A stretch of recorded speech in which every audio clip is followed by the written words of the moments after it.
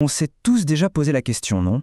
Pourquoi certaines applications sont un vrai bonheur à utiliser alors que d'autres nous donnent juste envie de jeter notre téléphone par la fenêtre? Eh bien, la réponse se cache dans un domaine passionnant, la science de l'expérience utilisateur.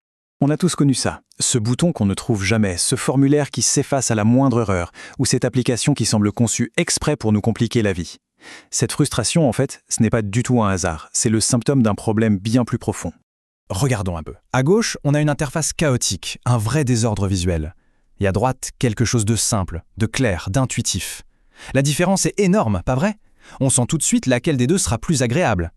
Mais la vraie question, c'est pourquoi? Qu'est-ce qui fait cette différence fondamentale?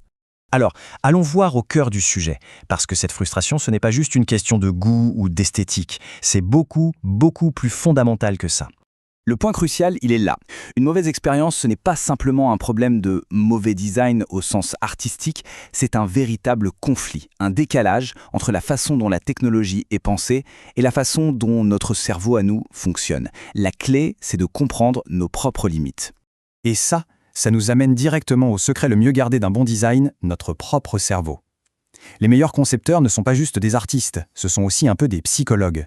Ils créent des produits pour l'esprit humain. Ce chiffre, 7, est assez emblématique. Il vient de ce qu'on appelle la loi de Miller, une observation très connue en psychologie. En gros, elle dit que notre mémoire de travail, celle qu'on utilise sur le moment, peut gérer environ 7 informations à la fois, plus ou moins 2. Pensez à un numéro de téléphone, une petite liste de courses, au-delà de 7, ça devient compliqué. C'est une limite de base avec laquelle les designers doivent absolument composer. Et ce n'est pas tout. En plus de cette mémoire limitée, il y a notre attention qui est sélective. Notre cerveau ne peut pas tout traiter en même temps. Il est obligé de choisir, de filtrer, de prioriser. Et enfin, notre vitesse de perception. Il faut que l'info soit présentée de façon hyper claire pour qu'on puisse l'interpréter rapidement, sans effort. Tous ces éléments, ça nous mène à un concept central, la charge cognitive.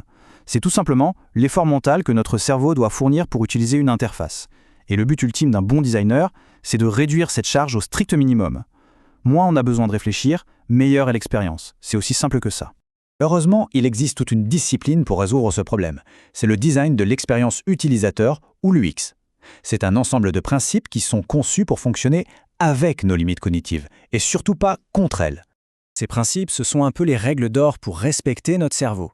Il y a d'abord la simplicité et la clarté pour ne pas surcharger notre mémoire.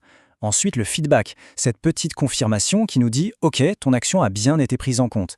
Il y a aussi la cohérence, pour qu'on n'ait pas à tout réapprendre sur chaque nouvel écran. L'accessibilité, évidemment, pour que tout le monde puisse utiliser le produit.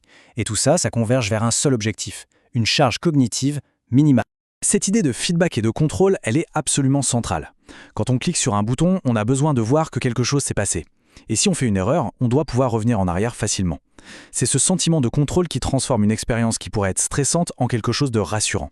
Bon, maintenant qu'on a vu les grands principes, comment est-ce qu'on les applique concrètement? Parce que créer une bonne expérience, ça ne sort pas d'un chapeau. C'est un processus vraiment méthodique et très structuré. En général, le processus se déroule en 4 grandes étapes. Tout commence par la recherche pour comprendre à fond qui sont les utilisateurs. Ensuite, on passe au prototypage. On crée des maquettes, des versions simplifiées.